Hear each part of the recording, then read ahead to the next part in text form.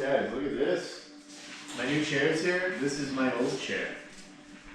Why am I getting a new chair when this one looks amazing, right? Doesn't it?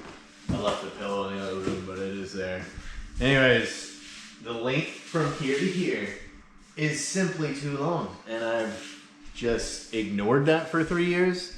I don't know what options they had then. I'm not sure who they made this chair for, because I don't think, like, I think you need to be like 6'3", or you need to have like legs that are longer than your upper body for some reason.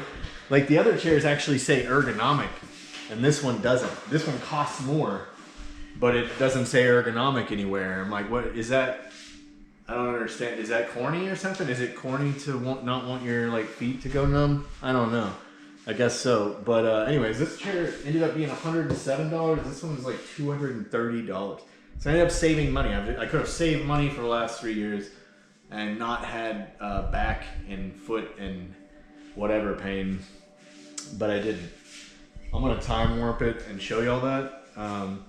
The thing is, it's like, it basically just cuts off. It's just atrophying your hamstring.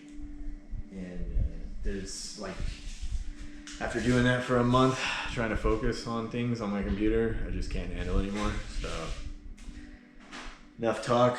Let's put this together.